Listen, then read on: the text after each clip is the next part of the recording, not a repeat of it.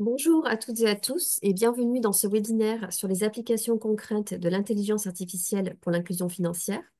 Je suis Anouche Bozelg, l'éditrice du portail Finev francophone, la plateforme indépendante de connaissances du SIGAP, et nous organisons ce webinaire en partenariat avec Microsoft Consulting. L'intelligence artificielle est en passe de révolutionner le secteur de l'inclusion financière. Donc, en effet, elle offre de nouvelles possibilités pour étendre les services financiers aux populations mal desservies, notamment en facilitant les opérations des prestataires de services financiers. Donc, par exemple, grâce à l'intelligence artificielle, les institutions financières peuvent analyser de vastes quantités de données, adapter les produits aux besoins individuels, ou bien encore rationaliser les processus de prise de décision pour attribuer un crédit, par exemple. Mais avec ces nouvelles opportunités viennent de nouveaux risques, comme toujours, donc des risques comme la sécurité des données ou encore les biais algorithmiques. Donc, dans ce webinaire organisé par Portail Finev et Microsoft Consulting, trois intervenants reviendront sur le potentiel et les risques de cette technologie pour notre secteur. Donc, ils nous présenteront des solutions, des utilisations concrètes de l'intelligence artificielle en Afrique, aussi bien du côté des prestataires de solutions que des institutions de microfinance. Donc, avant de commencer le webinaire, quelques petits rappels techniques. Donc, il s'agit d'une diffusion audio, c'est-à-dire que les microphones des participants seront muets pendant toute la durée du webinaire, mais ça ne veut pas dire que vous ne pouvez pas participer. Donc, nous vous invitons à poser vos questions aux intervenants dans le chat à tout moment pendant le webinaire. Donc, n'oubliez pas de préciser à qui vous adressez votre question et nous répondrons aux questions donc, durant la session de questions-réponses d'ici environ 1 heure. Donc, pour être sûr que tout le monde, tous les participants voient votre question, n'oubliez pas de sélectionner tout le monde dans le menu déroulant au moment d'envoyer la question dans le chat. Et enfin, l'enregistrement du webinaire sera envoyé à tous les participants par email dans les jours qui suivent le webinaire. Donc, je suis ravie de vous présenter nos trois intervenants aujourd'hui. Donc, nous avons avec nous Elisabeth Kibitek, qui est partenaire associée et responsable DFS Afrique Ouest et Centrale pour Microsoft Consulting. Thomas Carrier, cofondateur et directeur général adjoint de Rubix. Et enfin, Yacouba Koné, responsable risque opérationnel et crédit pour Advance Côte d'Ivoire. Donc, concernant le déroulé du webinaire, donc, Elisabeth Kibitek de Microsoft Consulting introduira donc la thématique de l'intelligence artificielle et posera les bases de notre conversation d'aujourd'hui.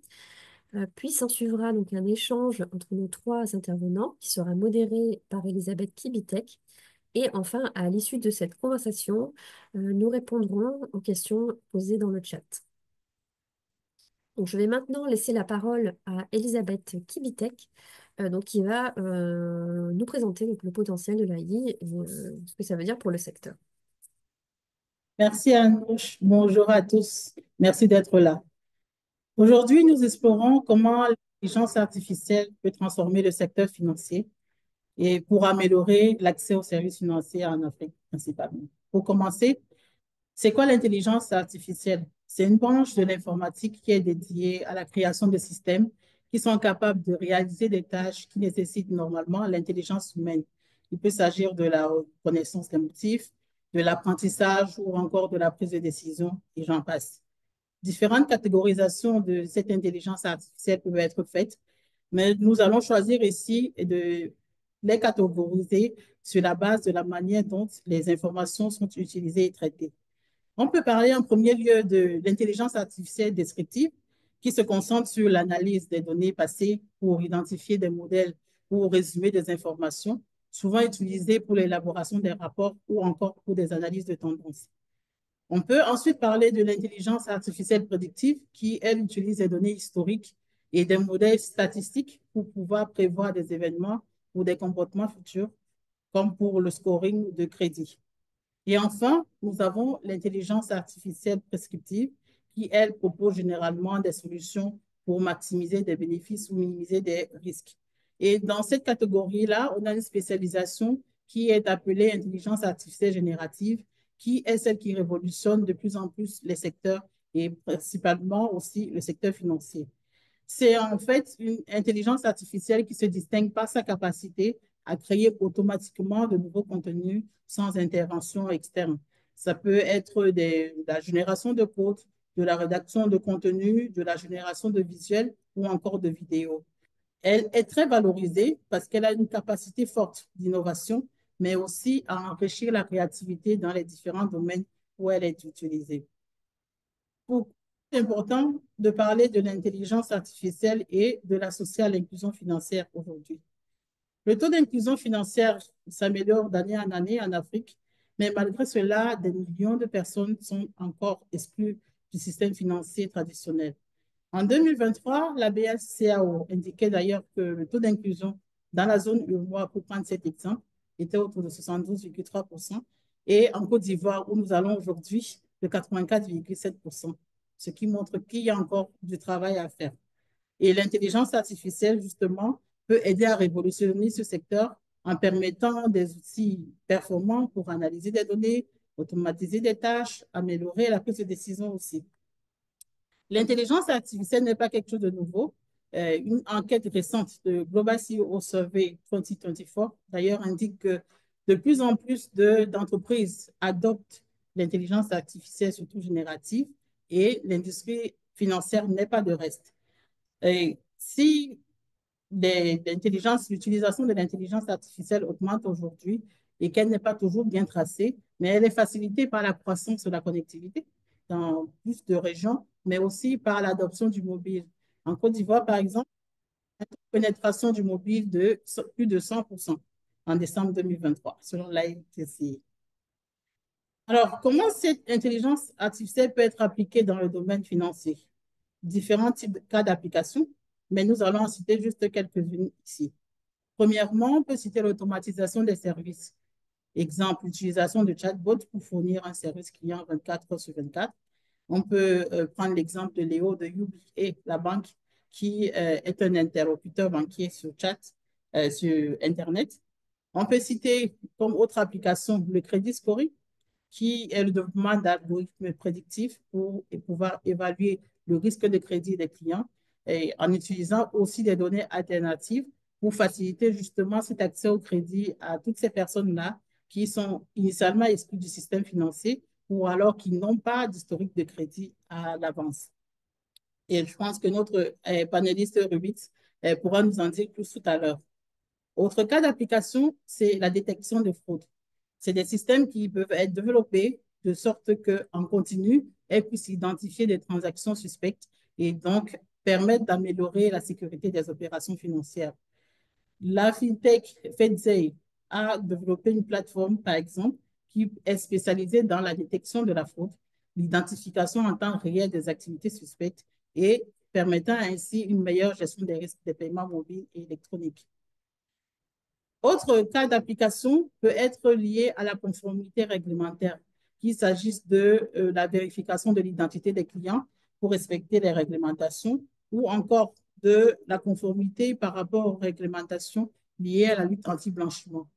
Comme exemple, on a cette fintech sud-africaine qui s'appelle Bioco, qui utilise justement l'intelligence artificielle pour vérifier automatiquement les informations d'identité des clients, de ses clients, permettre de détecter les transactions suspectes, mais aussi de générer des rapports de conformité directement orientés vers le régulateur.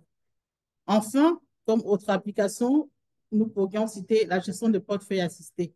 C'est le développement des conseils d'investissement personnalisés sur la base des données et des préférences des clients que les institutions financières peuvent développer. Comme exemple, nous pouvons citer Carbon au Nigeria ou encore au Ghana, qui est une fintech qui a développé qui a utilisé l'intelligence artificielle pour pouvoir proposer des prêts instantanés et des conseils financiers. Mettre ces intégrer l'intelligence artificielle dans la stratégie de gestion des institutions financières n'est pas sans défi.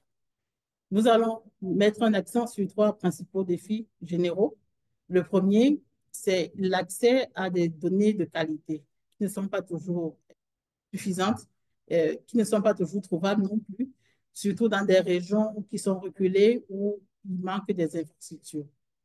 Autre défi important à prendre en compte, c'est la protection des données financières et les normes, le respect des normes de confidentialité pour permettre et faciliter la sécurité des utilisateurs. Et enfin, il y a le coût d'implémentation qui est souvent élevé et qui peut être coûteux, surtout pour les petites institutions qui ne verraient pas justement rapidement un retour sur investissement. Pour relever ces défis, il faut que chaque acteur puisse assumer son rôle. Nous allons mettre un accent sur trois acteurs ici, les fintechs principalement, parce que ce sont des startups généralement qui sont à la pointe de l'innovation, de la technologie et qui ont des moyens de développer de façon continuelle des solutions performantes. Mais il faudrait que ces solutions-là soient adaptées aux spécificités des marchés africains et donc des institutions financières basées en Afrique. Il y a ces institutions financières elles-mêmes qui doivent encore et plus intégrer l'intelligence artificielle dans leur stratégie de gestion, dans leur stratégie d'offre de services financiers pour pouvoir optimiser leurs coûts, mais aussi améliorer la portée des services qu'ils offrent aux populations, surtout celles qui sont les moins bien desservies. Et enfin, les régulateurs. Les régulateurs qui doivent rester en alerte pour pouvoir établir des normes importantes sur l'utilisation éthique de l'intelligence artificielle, assurant ainsi par là la protection des consommateurs tout en valorisant et en favorisant l'innovation apportée et faite par les autres acteurs que sont notamment les fintechs ou même d'autres institutions financières de grande taille. On peut donc dire que l'intelligence artificielle possède un potentiel transformateur certain dans le secteur financier en Afrique. Nous allons ensemble découvrir comment c'est appliqué avec nos illustres panélistes. Bonjour Thomas, bonjour Yacouba. Bonjour, bonjour à tous, bonjour Elisabeth. Bonjour Elisabeth, bonjour à tous. Je vais commencer avec vous Thomas. Nous venons de voir quelques façons de l'intelligence artificielle, mais est-ce que d'après vous, il y en a d'autres qui peuvent faciliter l'inclusion financière ou la contribution des institutions financières dans l'inclusion financière? Alors, je pense que vous avez couvert la plupart. Je voudrais juste illustrer avec un petit slide une application assez concrète, tout en restant encore un petit peu dans la théorie. Mais d'abord, je voudrais quand même rappeler quelque chose de très important qui se passe depuis maintenant plusieurs années, et je pense que tout le monde ici le sait bien, c'est qu'on assiste à une transformation digitale et une adoption de plus en plus importante des outils digitaux par la population notamment en Afrique, et en particulier par les petites entreprises, les micro-entreprises, les petites entreprises. Donc, il y a un certain nombre d'outils digitaux qui sont utilisés pour faire du business au quotidien. Ce que ça permet, c'est la génération de nombreux points de données additionnels, une empreinte digitale, une empreinte numérique nouvelle qui n'existait pas avant. Et toutes ces données qui sont maintenant disponibles, avec évidemment les enjeux de qualité, d'accessibilité dont vous parliez, mais toutes ces données-là, c'est des opportunités, notamment d'évaluer la solvabilité de tous ces clients potentiels. Donc en fait, l'adoption massive des outils technologiques, c'est vraiment une opportunité pour les acteurs de l'inclusion financière de pouvoir euh, mieux évaluer la solvabilité et donc, in fine, mieux donner accès aux outils financiers aux populations qui sont aujourd'hui exclues. Évidemment, le constat, c'est que même si on voit qu'on a une empreinte numérique qui s'élargit, on a encore un déficit de crédit, notamment pour la micro et la petite entreprise, qui est significatif en Afrique, estimé autour de 300 milliards de dollars. Donc, on a d'un côté des nouvelles opportunités qui sont créées par la technologie et en même temps encore un besoin qui est massif sur lequel il faut travailler. Donc, slide suivant, s'il vous plaît.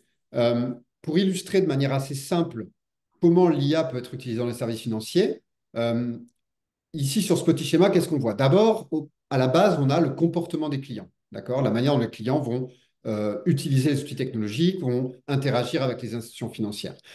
Ces comportements-là, ils vont être enregistrés dans des logiciels, dans des systèmes d'information, des logiciels bancaires.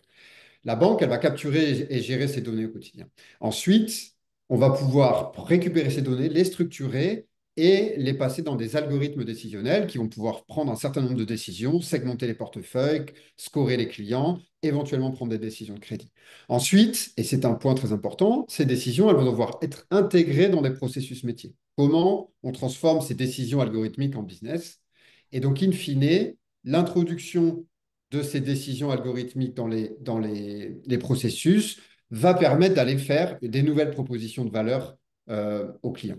Donc voilà, ce petit flow-là qui est assez simple, il est important à comprendre. On a le comportement au départ, les logiciels bancaires, les outils décisionnels, et puis ensuite l'intégration dans les processus. Merci Thomas. Vous êtes une entreprise qui est une fintech. Votre offre, c'est de développer des services qui utilisent l'intelligence artificielle. Est-ce que vous pourriez nous parler de vos services? Quelles sont les problématiques auxquelles ils répondent et à qui s'adressent-ils? Oui. Donc, nous, on est une fintech qui existe depuis bientôt 6 ans maintenant. Vous avez ici quelques chiffres sur ce qu'on fait. Globalement, notre proposition de valeur, c'est d'offrir un service SaaS, donc un software as a service, euh, aux institutions financières, aux prêteurs, mais aussi à des plateformes digitales qui souhaitent déployer une solution de crédit embarqué, donc des néobanques, des marketplaces, etc. Et on fournit tous les outils technologiques pour utiliser des données, euh, déployer des produits de crédit, déployer du scoring et de l'automatisation de la décision de crédit, et ensuite gérer des portefeuilles au quotidien. Donc on a toute la technologie de gestion des données, de modèles décisionnels, de tableaux de bord, de suivi de la performance des portefeuilles, etc. Voilà. Et donc, on travaille principalement en pays émergents avec un gros focus sur l'Afrique. Donc, on a une vingtaine de partenaires aujourd'hui. Vous voyez on a un peu plus de 7 millions de clients qui sont scorés quotidiennement sur notre plateforme. On a jusqu'à présent décaissé plus de 140 millions d'euros grâce à nos modèles avec un taux de défaut qui est très bas. Slide suivant, s'il vous plaît. Alors, quelques exemples assez concrets d'actions qu'on déploie. La première chose, et qui est vraiment ce qu'on a fait au départ quand on a créé Rubik, c'est l'accélération des opérations de microfinance, avec deux exemples de produits qu'on fait beaucoup avec la microfinance et dont on va parler aujourd'hui. Le renouvellement de prêts automatisé, donc c'est décaisser des renouvellements de crédit aux meilleurs clients du portefeuille sans repasser par une analyse traditionnelle. Des prêts nano à court terme, donc des petits crédits, petits montants, courte durée. Là où, quand on utilise des méthodologies de microfinance traditionnelles, donc des humains qui font des analyses, on ne peut pas avoir de rentabilité sur des petits montants. Bah, grâce à des décisions de modèles algorithmiques, on peut avoir de la rentabilité et donc aller couvrir le besoin de la petite poche de liquidité à court terme. Ensuite, on a l'expansion vers des nouveaux acteurs, comme je disais, des gens qui ne sont pas des prêteurs et qui souhaitent déployer du crédit. Donc, des exemples qu'on fait, c'est par exemple un produit qu'on appelle stocker maintenant, payer plus tard, stock now, pay later en anglais, où en fait on permet à des boutiquiers qui s'approvisionnent chez des grossistes digitaux, donc des grossistes un peu innovants, de pouvoir commander et payer plus tard grâce à un scoring qu'on fait de leur activité sur la plateforme, etc. On a aussi des projets d'affacturage inversé où on permet en fait, nous, de payer des fournisseurs euh, immédiatement plutôt que d'être payé à 30, 60, 90 jours et nous en fait récupérer ça comme un crédit. Et puis, ce vers quoi on va se diriger de plus en plus, c'est une plateforme de financement unifié pour les micro et petites entreprises où en fait, ces acteurs pourront aller accéder à différents services de crédit sur une plateforme unifiée. Voilà, donc différentes choses qu'on fait pour l'inclusion financière et les petites entreprises. OK, merci. Yacouba, je viens à vous. Alors, vous représentez Advance Côte d'Ivoire, qui est une institution de microfinance.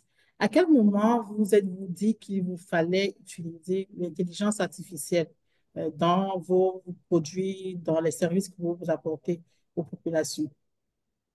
Ah, ok, merci Elisabeth.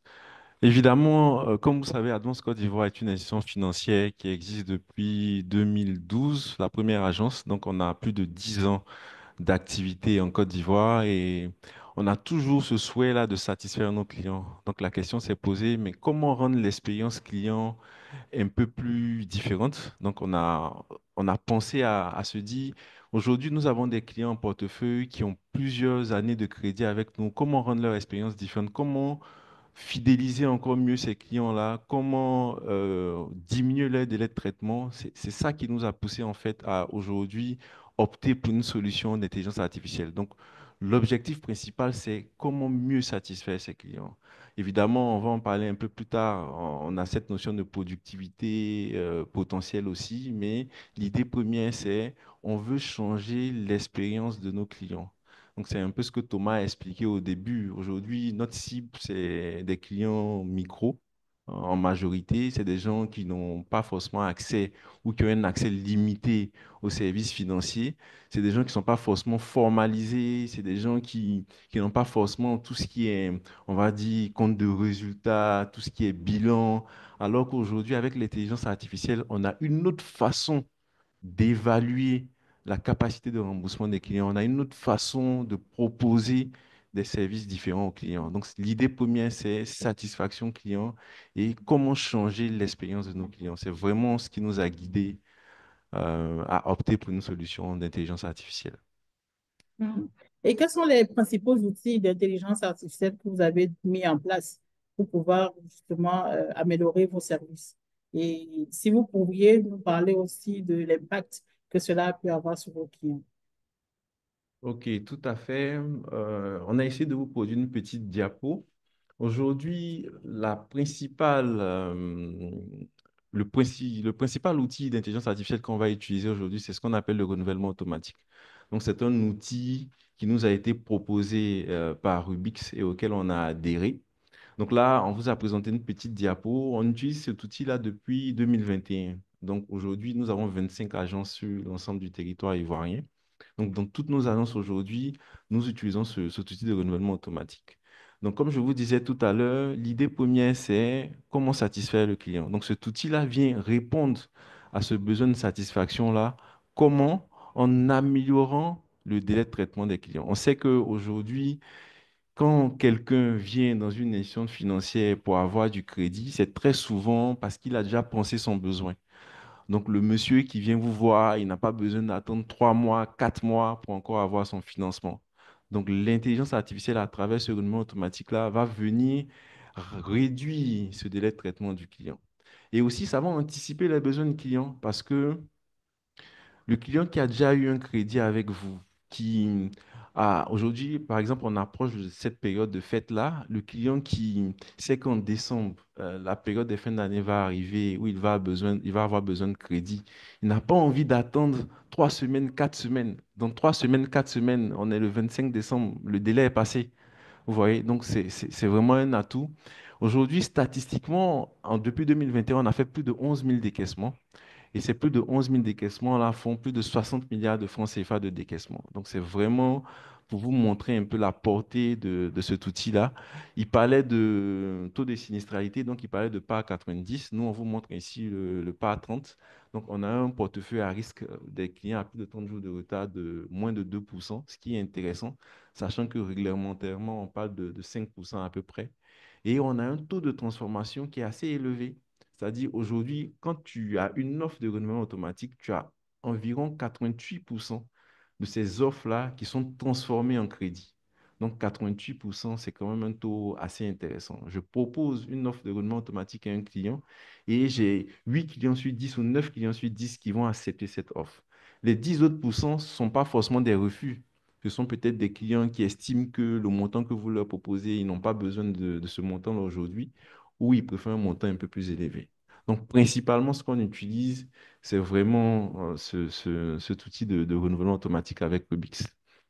Si j'ai sur d'autres questions, je vais vous parler aussi de ce qu'on appelle le crédit scolaire digital qu'on utilise, mais on pourra le voir sur d'autres questions. Oui, y aller. Allez-y.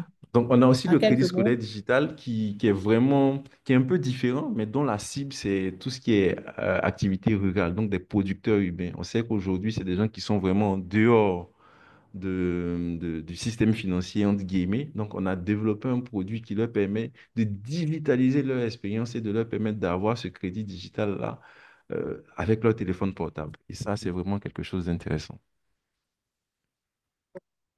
Client de Rubik, comme vous l'avez dit, comment se passe la collaboration avec Rubik, est une fintech? Est-ce que vous rencontrez des difficultés? Comment les gérez-vous, le cas échéant? Oui, bon, comme toute relation, on a forcément des difficultés, mais avec Rubik, je dis que les choses se passent quand même bien. Je pense que l'un des avantages avec Rubik, c'est que au sein de Rubik, on a eu des anciens de la microfinance. Donc, on a eu des gens qui connaissent notre métier. Vous voyez, c'est pas des gens Généralement, quand on parle de microfinance, il y a beaucoup de gens qui pensent banque. Vous voyez, c'est vrai, on peut dire la microfinance, entre guillemets, c'est la petite banque, mais notre cible est un peu différente. Donc, on avait besoin de ces personnes-là qui comprennent quelle est notre cible et qui comprennent notre besoin. Donc, ça a facilité un peu les échanges. Et on a quand même un cadre d'échange assez intéressant. Aujourd'hui, avec Rubix, je pense que depuis 2, 3 mois, on a quand même un call régulier, un call mensuel qui va venir un peu dire les difficultés qu'on a rencontrées. On a ce système d'étiquetage-là qui permet de remonter à chaque fois les difficultés qu'on a et ils sont quand même assez réactifs. C'est vrai que souvent, on a des petits couacs, mais ce qui est intéressant avec eux, c'est quand même la réactivité. Quand tu as une difficulté, ils arrivent quand même à réagir assez rapidement et à essayer de répondre à ton besoin, ce qui est vraiment important. De la même manière que nous, on veut répondre aux besoins des clients, il faudrait aussi que les gens avec qui on travaille arrivent à répondre à nos besoins. Mhm. En effet. Et vous, Thomas, comment vous vivez la collaboration? Et quelle est, d'après vous, la clé d'une bonne relation entre institutions financières et fournisseurs techniques, notamment FinTech? Euh, je pense qu'il y a plusieurs éléments qui sont importants. Je pense que, alors déjà, comme l'a dit Akuba, je pense que parler le même langage, le fait que nous, on a plusieurs personnes qui ont de longues expériences en microfinance, ça aide beaucoup. Notamment parce que un des éléments qui est important quand on met en place une nouvelle relation, c'est d'être aligné sur les objectifs. Je pense que quand on veut faire de l'intelligence artificielle, quand on veut commencer à utiliser ce type de technologie, c'est très important que ça soit au service du business et qu'on comprenne pourquoi on fait ça. Et c'est ce qu'a dit Yakuba tout à l'heure. Il a dit, nous, on voulait transformer l'expérience client. Et donc, on va chercher des outils qui permettent de le faire. Et c'est le risque un petit peu qu'on a aujourd'hui, c'est que comme l'air du temps pousse à aller vers ces outils-là, des gens y aillent sans savoir vraiment pourquoi ils y vont. Donc, je pense que c'est très important que le fournisseur, le prestataire et puis l'institution soient alignés sur les objectifs du business, les attentes, ce que les outils qu'on va déployer sont aussi capables de faire ou de ne pas faire, pour que derrière, on puisse travailler dans le même sens. Ensuite, je pense que, étant donné le caractère parfois complexe de ces technologies-là, c'est important, en tout cas de notre point de vue, d'être le plus possible transparent et pédagogique dans la mise en place de l'outil. Donc, c'est expliquer comment les modèles fonctionnent, quelles sont les logiques statistiques qui sont appliquées, pourquoi une telle personne va être éligible, une telle autre ne va pas l'être. Ce qui est parfois le problème de certains modèles, hein, où c'est un peu l'effet boîte noire, où on met des données, puis on vous dit voilà les résultats. Et on ne sait pas pourquoi les résultats sont comme ça. Chez nous, on est à peu près à l'opposé de ça. On a quelque chose qui est facile à expliquer. En 2 heures, on est capable d'expliquer nos modèles à des agents de crédit dans une agence et ils vont les comprendre. Donc, transparence, pédagogie, je pense que c'est très important. Ensuite, l'accompagnement dans le déploiement, parce que là aussi, un des enjeux, c'est comment faire en sorte que quand on a des outils donc, qui prennent des décisions, le cas du renouvellement automatique, c'est typiquement ça, hein, c'est des décisions de crédit qui sont prises par un modèle, comment on le transforme effectivement en décaissement. Donc, toute cette question des processus, de comment on va intégrer ces nouveaux outils dans les activités opérationnelles de l'institution, c'est fondamental et c'est évidemment l'institution qui est leader sur ces questions-là, mais nous, on vient quand même accompagner. On vient partager notre expérience, on vient poser des questions pour aider l'institution à prendre les bonnes décisions, on vient voilà, faire tout cet accompagnement pour préparer le déploiement et ensuite, au fil du temps, Yacouba en parlait, avec tout un système de support pour s'inscrire dans un partenariat sur un temps long qui peuvent permettre vraiment le succès du projet dans le temps. Là où on ne vient pas juste installer un logiciel, taper dans le dos des gens et souhaiter bonne chance. C'est vraiment pas la manière dont on travaille. Et puis pour finir, je pense que, comme je l'ai dit au début, fondamentalement, la relation doit être au service du business. On doit regarder quel est l'impact de ces outils pour le business. Est-ce qu'on est effectivement en train d'améliorer l'expérience client? Est-ce qu'on est en train d'améliorer la productivité? Est-ce qu'on est en train de générer du revenu additionnel? Et donc, en permanence, on doit mesurer, se questionner, essayer d'améliorer. Et ça doit être fait pour moi main dans la main entre l'institution et le fournisseur. Mhm. Je vais rester avec vous, Thomas. Vous avez mentionné tout à l'heure que vous avez une diversité de clients, de profils de clients, parmi lesquels les Ouais. institutions financières. Ma question, c'est à quelles difficultés êtes-vous confronté dans la commercialisation de vos services à ces différents types de clients et comment est-ce y remédiez-vous? Alors, je dirais que la première difficulté, c'est probablement la compréhension de notre offre et plus généralement de ce qui est possible de faire avec ce type d'outil. Euh, je pense que pour beaucoup de gens, et c'est assez normal, hein, c'est quand même compliqué euh, de comprendre ce qu'il y a derrière les termes un peu génériques d'IA, de scoring, qu'est-ce que concrètement on peut faire ou ne pas faire, et qu'est-ce qu'un acteur comme Rubix permet d'apporter à une institution comme Advance, par exemple. Donc, c'est ce travail un peu de pédagogie, d'explication au marché en général. Ce qu'on fait, c'est une des difficultés, ça prend du temps. Des discussions comme aujourd'hui participent à cette éducation du marché. Et donc ça, c'est une difficulté qui, avec le temps qui passe et la généralisation de ces outils, hein, va en se résorbant, mais voilà, ça fait partie des difficultés. Ensuite, je pense que une deuxième difficulté, c'est parfois la capacité de certains de nos clients ou de certains acteurs de l'industrie à, à déployer ce type d'outils, les capacités notamment techniques. Est-ce que dans l'institution, on va avoir des gens qui vont être capables de mettre en place des extractions de données, de les maintenir dans le temps, de garantir la qualité des données qui sont générées, ce genre de choses? Est-ce qu'on va avoir des gens qui vont être capables de piloter le changement, d'accompagner efficacement les équipes pour adopter ces outils, en faire bon usage, comprendre, etc. Donc, les capacités internes des institutions sont parfois un vrai défi. Euh, et ça va aussi avec les capacités techniques. Parfois, des institutions ont des modèles, des outils technologiques, notamment des systèmes d'information, des core banking systems, qui sont obsolètes et qui finalement ne permettent pas d'aller mettre par-dessus un outil technologique comme le nôtre. Euh, donc, c'est ça. Et puis enfin, je pense que le dernier challenge, qui est un peu lié à ce que je viens de dire, c'est la capacité aussi des équipes sur le terrain à accepter le changement. Aujourd'hui, quand on parle par exemple du renouvellement automatique, on dit, OK, on va décaisser certains des crédits sans repasser par une analyse humaine. C'est quand même fondamental, c'est une transformation assez fondamentale de la microfinance. La microfinance, ça fonctionne justement grâce à ça, grâce aux agents de crédit, leur savoir-faire, le temps qu'ils passent sur le terrain, etc. C'est au cœur de pourquoi la microfinance fonctionne. Donc venir avec des propositions qui sont vraiment fondamentalement différentes, ça bouscule quand même beaucoup. Et donc, c'est aussi un challenge de faire adopter ces outils-là par les gens qui sont vraiment sur le terrain au quotidien. Et donc, c'est là où ben, je fais le lien avec les questions de pédagogie, les questions d'accompagnement, les questions de transparence, parce que c'est que comme ça, il faut que les équipes sur le terrain comprennent, adoptent, soient convaincus et confiance pour que ces produits-là soient un succès. Hmm. Donc, jetez un regard en arrière, hein, je suis toujours avec vous, Thomas, et que vous pensez à vos objectifs, les objectifs de Rubix qui vous ont permis de commencer, que vous regardez l'impact de vos services aujourd'hui. Comment pensez-vous que cet impact-là contribue à l'inclusion financière? Et d'ailleurs, quel est-il? Est-ce que vous pouvez le quantifier et nous en parler? Alors, vous avez vu un peu nos chiffres hein, sur les crédits qui ont été décaissés avec nos modèles, mais donc il y a plusieurs dimensions, je pense, dans votre question. La première, c'est le travail qu'on fait avec les institutions financières. Euh, je pense que notre technologie, ce qu'on apporte au marché aujourd'hui, ça permet quand même de transformer la manière dont la microfinance se fait, en tout cas en partie, en étant plus efficace, plus rapide, en ayant une expérience client qui est plus simple. On sait que, par exemple, le délai de traitement d'une demande de crédit pour un client de la microfinance est fondamental. Avoir son argent en 2 heures ou en 2 semaines, c'est vraiment très impactant pour lui. Donc, un outil qui permet de faire ça, sur du renouvellement, qui est pour beaucoup d'institutions 60 à 80% de leur décaissement mensuel, ça a un impact au cœur de la proposition de valeur des microfinances.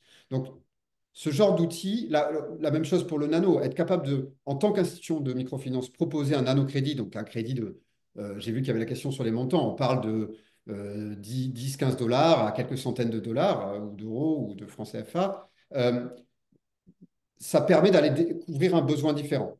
Parce qu'on a un outil qui nous permet d'avoir une prise de décision, le coût marginal d'une décision de crédit qui est très très réduit et donc on peut prêter des petits montants. On vient couvrir un besoin différent, là où jusqu'à présent c'est beaucoup l'informel qui couvre ce type de besoin. Donc sur la microfinance, nos outils permettent d'améliorer ce qui est déjà existant et d'aller couvrir des besoins différents. Donc on améliore le service que font les microfinances. Deuxième dimension, c'est permettre à des gens qui ne sont pas des prêteurs, donc là, je pense à des néobanques, je ne sais pas, certains d'entre vous doivent connaître Jamo, par exemple, en Côte d'Ivoire, avec qui on travaille, ou Julaya, ce genre d'acteurs qui sont des fintechs eux-mêmes et à qui on permet d'aller intégrer le crédit dans leur offre de service, dans leur plateforme, à destination de leurs utilisateurs. Là aussi, en fait, on va, grâce aux données qu'eux-mêmes génèrent par leur plateforme, être capable d'analyser la solvabilité et proposer des nouvelles manières de faire du crédit intégré complètement digital dans les plateformes. Et donc, on vient ajouter une nouvelle offre de crédit à ce qui est déjà existant sur le marché. Donc, en fait, on diversifie l'offre, on vient toucher peut-être des gens qui n'ont pas accès à la microfinance, mais qui utilisent telle ou telle plateforme digitale. Donc, en fait, voilà, c'est un peu ces dimensions de à la fois aller améliorer l'existant, notamment en microfinance, par l'utilisation de la donnée, tout ce que je viens d'expliquer, et aussi inventer, en fait, de nouvelles manières d'offrir des services financiers, ce qui, mis bout à bout, à mon avis, contribue à une meilleure inclusion financière. Mhm. Ah, merci. Yacouba, je viens à vous. Vous avez implémenté l'automatisation des renouvellements de prêts en utilisant l'intelligence artificielle. Quel changement avez-vous constaté depuis l'implémentation de ce service-là? Quelles difficultés avez-vous rencontrées? S'il y en a eu, comment les avez-vous surmontées? Ok, merci. Je pense que j'ai commencé par les difficultés euh, pour faire écho à ce que Thomas disait tout à l'heure. En fait, les difficultés de Thomas à remonter, c'est vraiment ces difficultés-là qu'on rencontre. La première chose, c'est il faut dompter un peu cette peur-là. Parce que, comme il disait, en tant qu'institution de microfinance, nous sommes beaucoup dans la proximité de nos clients. Donc, nous sommes beaucoup sur le terrain à voir comment les activités de nos clients évoluent, à vraiment les suivre de près, ce qui est très bien. On est d'accord? Mais à un moment, il faut se poser la question, comment je récompense le client en fait qui rembourse très bien, qui est avec moi depuis des années, que je suis, comment je le récompense? Vous voyez? Et c'est vraiment le point clé. Le changement n'est pas facile. Le changement, il est bon, mais il n'est pas facile hein, du tout. Parce que Advance Côte d'Ivoire, par exemple, on a une culture de, de bonne analyse en fait de dossiers de crédit, ce qui est très bien. Vous voyez? Et à un moment, on vient en 2021, on dit aux gens, la méthodologie va changer. On va aller du scoring pour faire des propositions aux clients. Et ça passe, mais il faut le prouver. C'est pour ça que j'ai bien aimé la méthodologie. Comment on a surmonté ça? C'est que on est allé rencontrer les clients. On est vraiment allé rencontrer les clients pour voir déjà qu'est-ce qu'ils pensent de tout ça en fait. Est-ce qu'ils ont déjà ça et qu'est-ce qu'ils pensent de tout ça? Donc, on a été conforté par l'idée que nos clients, ils aimaient l'idée. Et c'est quelque chose qu'ils attendaient, entre guillemets. Donc ça te conforte déjà. Et la deuxième chose, c'est qu'on va rencontrer maintenant nos collaborateurs, donc les staffs, et on leur dit, voilà l'outil qu'on a. Et de façon bête et méchante comme ça, tu leur dis, mais dans ta liste de clients, entre guillemets, donne-moi des scores de clients. Pour toi, quels sont tes clients qui sont très bons et quels sont tes clients qui sont, entre guillemets, mauvais. Et quand ça match, le gars, il est satisfait, quoi. Mais imaginez que ça ne matche pas. Quand ça ne matche pas, il se dit, mais attends, qu'est-ce que vous nous envoyez comme ça? Donc, du coup, c'est quelque chose qu'il refuse. Donc, la première difficulté, c'est vraiment cette conduite de changement-là. Et qu'est-ce que ça nous apporte? Ça nous apporte la satisfaction du client. Je me rappelle de ce client qu'on a allé voir à Bobo, je pense que c'est avec Thomas. Et donc, on discute avec le client, on lui dit, ah, voilà, qu'est-ce que vous pensez du fait que après deux, trois crédits avec nous, votre prochain crédit là, il est disponible dans un jour, il est disponible dans moins d'un jour. Le monsieur, il a commencé à sourire. Un large sourire sur ses lèvres. Et toi, en tant qu'institution financière, quand tu vois ce sourire-là, tu es content. Donc, c'est vraiment la première chose, c'est vraiment que tes clients sont satisfaits, quoi. Voilà. D'accord. Et vous avez commencé à évoquer une histoire hein, qui est positive et intéressante.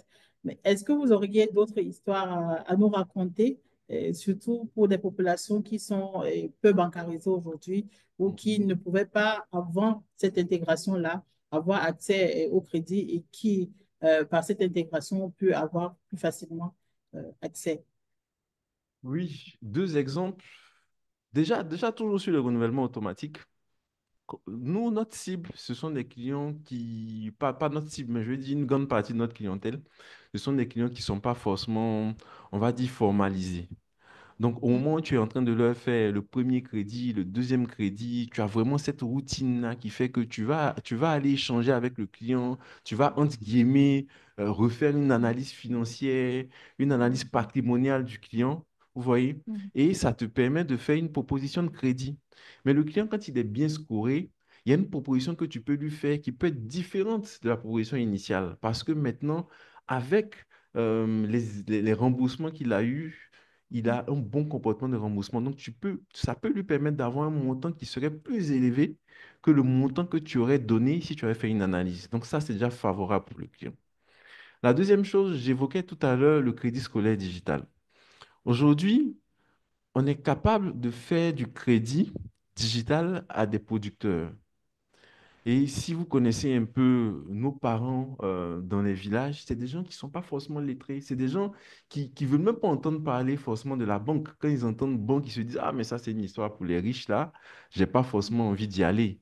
Mais aujourd'hui, nous, on est capable de leur proposer un crédit digital à une certaine période. Donc, généralement, la période de rentrée scolaire où on sait que nos parents, ils fonctionnent beaucoup par saisonnalité et par traite. Le gars, il peut avoir beaucoup d'argent à une certaine date, et à une autre date, il peut ne pas avoir suffisamment d'argent. Donc, nous, on leur propose du crédit digital qu'ils vont directement recevoir sur leur téléphone portable. Et ça, c'est vraiment quelque chose d'intéressant. Le parent qui est dans le village là-bas, il n'a pas forcément envie d'aller faire du rang dans une institution financière, de se heurter, comme on dit chez nous en Côte d'Ivoire, du gros français. Il n'a pas envie de ça, en fait. Il a envie de savoir, ah, tu as eu 50 000 francs, tu as eu 100 000 francs directement sur ton téléphone portable. Avec ces 50 000 francs, 100 000 francs, tu peux même payer la scolarité de tes enfants parce qu'aujourd'hui, on a beaucoup d'institutions qui acceptent les paiements mobiles où tu peux faire un retrait dans un endroit de proximité. Donc aujourd'hui, c'est déjà quelque chose qu'on fait qu'on ne faisait pas forcément avant. Après, un des éléments clés, comme Thomas a dit, ce sont les données. Parce que tu ne peux pas faire d'intelligence artificielle sans qualité, sans bonnes données. Si tu n'as pas de bonnes données, comme je disais, le chargé de clientèle, le collaborateur à qui tu dis, ton client, il est scoré, il a un bon score, et lui, il sait que vraiment le client, il a un bon score, c'est parce que derrière, tes données sont bonnes, en fait. Parce que si tes données ne sont pas bonnes, ça va carrément dire l'inverse de ce que le staff pense. Et dès qu'il a l'inverse, ils sont braqués. Et quand ils sont braqués, tout ce que tu vas envoyer comme innovation ne va pas marcher, quoi. Merci, Yacouba, de revenir sur cette problématique de données. Et je vais poser la question à Thomas. Et là, on sait bien que l'accès aux données, surtout de qualité, est difficile. Et Yacouba venait de le confirmer. Comment Ruby surmonte cette difficulté dans les projets et dans les services avec l'intelligence artificielle que vous proposez à vos clients, surtout aux institutions financières? Donc, la première réponse, c'est qu'en fait, on va utiliser principalement les données des systèmes d'information. Donc, en fait, toute institution financière a un système d'information. Et nous, ce qu'on va utiliser, c'est les données du passé. La manière dont les gens ont emprunté de l'argent, ont remboursé leur crédit, ont transacté, les produits qu'ils utilisent, etc. Ce que toutes les institutions financières ont. On va utiliser ces données-là pour ensuite, par nos modèles, faire des prédictions de comportement attendu et segmenter les portefeuilles et prendre certaines décisions de crédit. Euh, donc, toutes les institutions, a priori, ont ces données-là. Maintenant, la qualité de ces données, ça, c'est un vrai sujet, c'est un vrai travail par lequel on passe quand on déploie notre solution avec un nouveau client, une nouvelle institution. La première étape, c'est la mise en place de flux de données entre l'institution et nous. Donc, nous, on ne touche évidemment jamais au système d'information, hein, pour des questions de sécurité évidentes. Mais donc, il y a une mise en place d'extraction de données vers nous. Et nous, on a tout un ensemble de vérifications sur la fiabilité, la cohérence des données qui nous sont envoyées par plein de vérifications, de calculs, cohérence entre les différentes tables de données qu'on reçoit, etc. Et donc, ce qu'on fait dans cette première phase initiale, donc là, on est avant d'être en live, hein, euh, on va montrer à l'institution, en fait, toutes les incohérences et tous les problèmes qu'on voit dans leurs données. Et on va leur demander d'aller corriger. Donc, en fait, on va forcer, donc c'est parfois ça peut être un peu douloureux pour l'institution, en fonction de la qualité des données qui sont là. Mais c'est en fait indispensable. On ne peut pas faire autrement que passer par cette phase-là si on a des ambitions autour de la donnée, que ce soit pour du reporting de qualité ou que ce soit évidemment pour des questions d'IA. Euh, donc ce travail-là, nous, on accompagne les institutions dans ce travail de mise à niveau, on va dire, de leurs données. Et donc parfois, ça prend quelques semaines. Avec Advance Côte d'Ivoire, en l'occurrence, ça avait été rapide, mais on a des clients avec qui ça peut prendre plusieurs mois. Ça peut devenir vraiment long, mais en fait, il n'y a pas d'autre choix. Et puis, nous, on a des standards de qualité qu'on doit atteindre dans nos sites, nos vérifications, pour dire, OK, là, c'est bon, les données sont suffisamment fiables pour qu'on puisse aller de l'avant, mettre en place les modèles et avoir des décisions dans lesquelles on a confiance. Parce que là, on retombe sur des questions de confiance. Euh, donc, ça, c'est une chose. Euh, Ensuite, pour l'accès aux données, comme je le disais, la deuxième réponse, c'est que on a maintenant plein d'outils digitaux qui sont adoptés et qui génèrent de nouvelles données, notamment des données transactionnelles. Je pense les néobanques, les outils de paiement, de transfert d'argent, toutes ces choses-là sont aussi des données qui informent sur l'activité financière d'une personne. Et donc ça, c'est des nouvelles sources de données. Nous, chez Rubik, ce qu'on ne fait pas, ça va être, et j'ai vu qu'il y avait une question sur ça, prendre par exemple des données de réseaux sociaux. On pense que ça n'a aucune valeur prédictive sur le comportement financier futur d'une personne. Donc, on pense que c'est vraiment tiré par les cheveux. On peut parfois trouver des corrélations, mais en vrai, ce n'est pas des données qui ont une valeur prédictive suffisante pour considérer qu'elles sont valables pour des modèles prédictifs autour du comportement, notamment de remboursement de crédit futur. Donc voilà, on se concentre quand même sur des données liées à l'activité financière des clients, et notamment dans le cadre du travail avec les microfinances, des données qui sont dans le système d'information. Je voudrais rester toujours dans les défis comme en dehors de la qualité et de l'accessibilité des données, il y a aussi la cybersécurité. Mhm. Comment Rubix arrive-t-il à garantir la cybersécurité pour ses clients? Donc, première chose qu'on fait, c'est que la plupart du temps, c'est pas avec tous nos clients, mais la plupart du temps, on travaille avec des données anonymisées. Donc, par exemple, les données que nous envoie Advance chaque jour sont des données où un client égale un numéro. Nous, ce numéro, on ne sait pas à quoi il correspond. On n'a pas de nom, on n'a pas de numéro de téléphone, on n'a pas de carte d'identité, on n'a rien. Et c'est ensuite chez Advance. Donc, nous, on reçoit un client anonyme, client 1, 2, 3, 4. Par contre, on reçoit toutes les données d'activité de ce client. On reçoit ses comptes, ses soldes de compte, son historique d'emprunt, son historique de remboursement. Donc, on est capable de faire une analyse très poussée de son comportement, son profil de risque. On renvoie tout un ensemble d'analyses. On renvoie éventuellement une éligibilité, une offre de renouvellement automatique pour ce client, mais sans savoir qui c'est. Et c'est que chez Advance qu'ils sont capables de dire, bah oui, 1, 2, 3, 4, c'est telle personne. Et ensuite, eux vont s'occuper de mettre en place les notifications qui vont bien, etc. Avec certains de nos clients, pour des soucis plutôt opérationnels où en fait ils voulaient que leurs équipes puissent avoir le nom des clients quand ils se connectent sur la plateforme Rubix, etc., ils nous partagent des données personnelles. Et donc on a mis en place toute la technologie nécessaire pour gérer avec un niveau de sécurité suffisant la gestion des données personnelles. Et on vient, il y a quelques mois, d'être certifié ISO 27001. Donc, on a passé la certification qui fait qu'en fait, ça nous a obligés à atteindre un haut niveau de standard de sécurité, notamment pour la gestion des données. Il y a plein d'autres choses dans la certification ISO, mais notamment la gestion des données. Et donc aujourd'hui, on a un petit peu ce label pour dire, voilà, on a été audité par des gens indépendants qui nous ont donné une certification qui garantit qu'on a mis en place tout le nécessaire pour être capable de gérer des données avec un niveau de qualité suffisant aujourd'hui. Hmm. Merci Thomas. Alors Yacouba, je reviens à vous. On sait qu'il y a aussi des défis réglementaires, hein.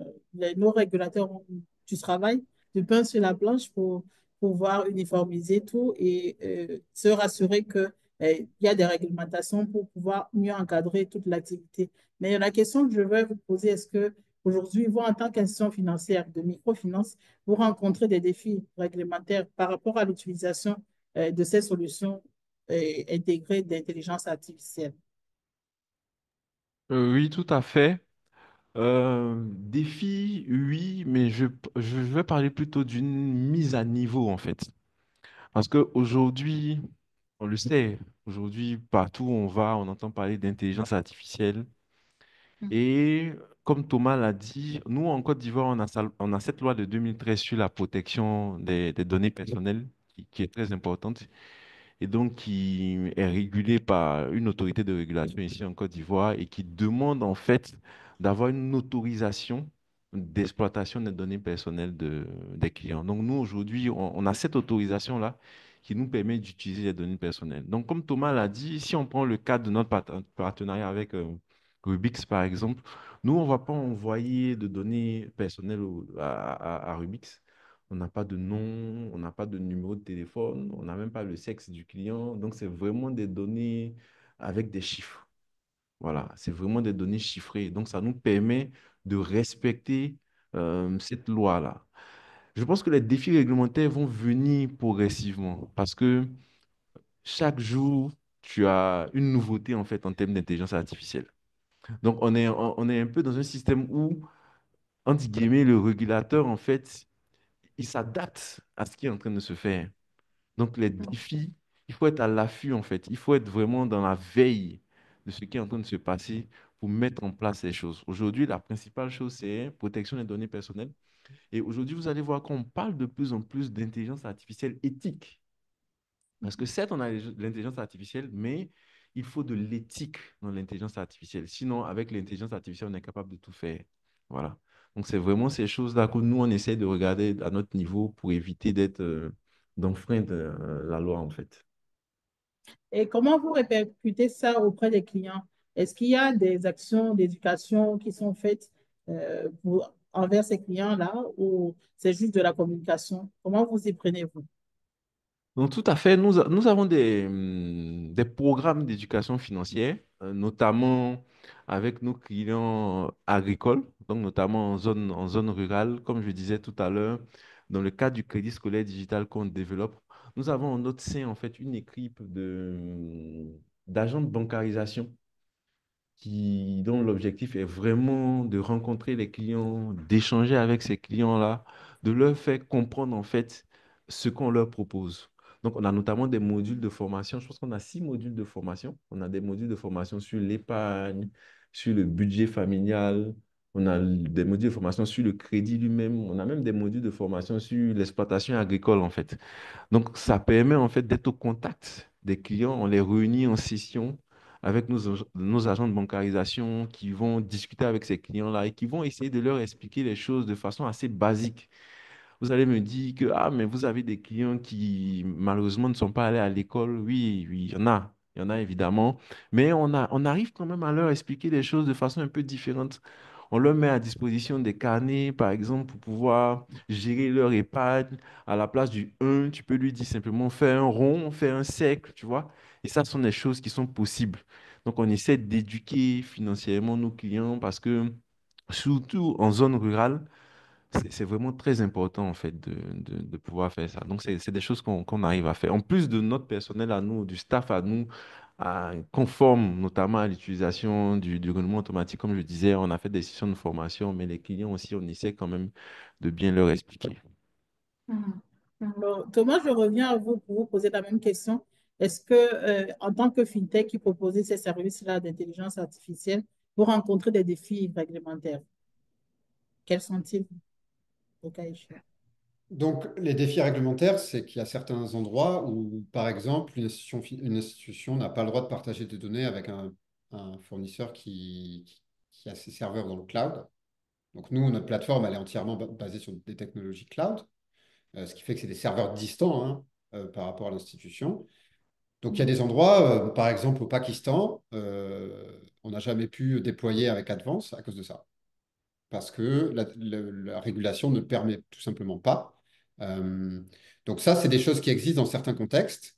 Euh, Maintenant, on est en train de travailler à trouver des solutions à ça. Une solution, c'est de déployer sur site, en fait, on-premise, comme on dit en anglais. Donc, c'est d'avoir une partie, en fait, de nos technologies qui peut être déployée localement sur des serveurs locaux et avec des technologies qui nous permettent de gérer à distance, de maintenir la plateforme, etc. Donc ça, c'est des choses qu'on commence à faire aussi pour justement pouvoir gérer ces questions réglementaires. L'anonymisation, évidemment, était une réponse, hein, j'en ai parlé déjà, mais ça résout quand même beaucoup de problèmes, et notamment la zone UMOA, ça fonctionne comme ça.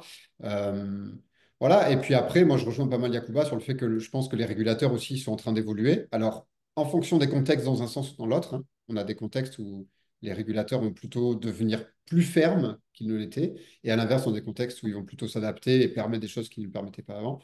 Euh, voilà, donc c'est un peu ça. Mais oui, clairement, en fonction des contextes, ça peut être un vrai sujet. Hmm. D'accord. Nous allons vers la fin de ce webinaire. J'ai encore deux questions. Une question pour chacun d'entre vous. Et je vais commencer par Thomas. Quel Oui. conseil pourriez-vous donner à ces entreprises, à ces institutions de microfinance ou banques qui voudraient intégrer l'intelligence artificielle dans leurs services pour pouvoir contribuer à l'amélioration de l'inclusion financière? Deux ou trois conseils? Donc, j'ai essayé de pas trop prêcher ma paroisse, mais je pense que, en tout cas, notre idée chez Rubik, c'est quand même de dire que nous, on s'est spécialisé à faire ça au service des microfinances. Donc, mon premier conseil serait de dire, vouloir tout internaliser, c'est probablement pas la bonne idée. Aujourd'hui, ça va prendre beaucoup plus de temps, avec beaucoup plus de risques d'échec que d'aller voir des gens comme nous, mais pas forcément nous, mais des gens comme nous, qui ont développé des produits un peu clés en main, qui peuvent être déployés en quelques semaines pour déployer des outils, enfin des projets basés sur l'intelligence artificielle. Donc la première chose, c'est d'aller voir peut-être des experts pour fournir ces technologies-là. Euh, la deuxième chose, je pense que c'est de, et je l'ai déjà dit un peu plus tôt, mais je pense que c'est très important, c'est quand même de se poser les questions de pourquoi on veut le faire. Quels sont aujourd'hui nos défis euh, business, nos défis opérationnels, nos défis sur le marché et comment tel ou tel outil peut nous aider à relever ces défis-là. Est-ce que notre défi aujourd'hui, c'est l'acquisition de nouveaux clients? Est-ce que notre défi aujourd'hui, c'est améliorer la qualité de notre portefeuille parce qu'on a un parc catastrophique? Est-ce qu'aujourd'hui, notre défi, c'est d'être beaucoup plus rapide dans le traitement et le service à nos clients? Vous voyez, et je pense que ça, c'est d'abord ces questions-là qui doivent être très claires au niveau des décideurs de l'institution, et ensuite d'aller essayer d'identifier quelles sont les solutions qui peuvent répondre en fait à ces défis-là. Et toujours garder en tête que ce ne sont que des outils au service de la performance d'une institution. Euh, et puis ensuite, non, je pense que c'est, ouais, je te dirais que c'est ça. Et ensuite, peut-être s'assurer que on met en place ce qu'il faut pour qu'une fois qu'on a pris la décision d'adopter tel ou tel outil, ça soit un succès. Donc, allouer les ressources nécessaires, engager les équipes de direction et les managers pour que eux-mêmes, par ruissellement, entre guillemets, fassent en sorte que ça soit adopté plus largement. Donc, il faut derrière aussi, quand on prend la décision d'adopter tel ou tel outil, l'assumer, entre guillemets, en y mettant le travail et les ressources nécessaires pour que ça soit un succès. Merci Thomas. Yacouba, sur la base de votre expérience, qu'est-ce que vous diriez? Quels sont les aspects clés que les autres institutions de microfinance qui voudraient suivre vos pas, par exemple, devraient copier ou adopter? D'accord. Je pense que l'une des choses la plus importante, c'est s'assurer d'avoir des données de qualité. Que si on a, c'est vraiment la porte d'entrée en fait. Si on n'a pas des données de qualité, on risquerait de perdre beaucoup de temps à essayer de refaire le monde, comme on peut dire. La première chose. La deuxième chose, c'est que, en fait, il faut penser client avant tout, comme Thomas disait. Il faut vraiment penser client avant tout. Il faut se demander Mm. qu'est-ce qui ferait, qu'est-ce qui rendrait l'expérience de notre client différent de celle qu'il a aujourd'hui, en fait. Et quand on a cette phrase ou cette question-là au centre de ce qu'on est en train de faire, je pense que c'est beaucoup plus clair pour nous, quoi. Et il ne faut pas, à un moment, laisser la main à l'intelligence artificielle. Ça veut dire que il faut toujours, surtout pour des institutions de microfinance, il faut toujours mettre le client au centre et il faut toujours quand même suivre le client. Nous, par exemple, aujourd'hui, on a ces offres de renouvellement automatique qui viennent, mais c'est pas des offres, ce sont des offres de renouvellement automatique, mais ce n'est pas des offres de décaissement automatique. Ça veut dire que tu as une offre de renouvellement automatique, mais finalement, le dernier mot va revenir à ton gestionnaire, à ton chargé de clientèle ou bien au directeur d'agence, qui peut décider que aujourd'hui l'offre est là, mais ce n'est pas forcément le bon moment pour le client. Parce que peut-être que le client, il a subi un déguerpissement, par exemple. Peut-être que le client, il n'a plus la même activité. Donc, ils ont cette option-là dans le système-là qui est ce qu'on appelle l'opt-out, qui permet d'exclure le client momentanément de l'offre pour laisser la main allumée, en fait. À un moment, il faut laisser la main allumée. Et on va demander quand même à nos collaborateurs d'aller à la rencontre du client avant de lui faire une proposition. Parce que ça, c'est très important.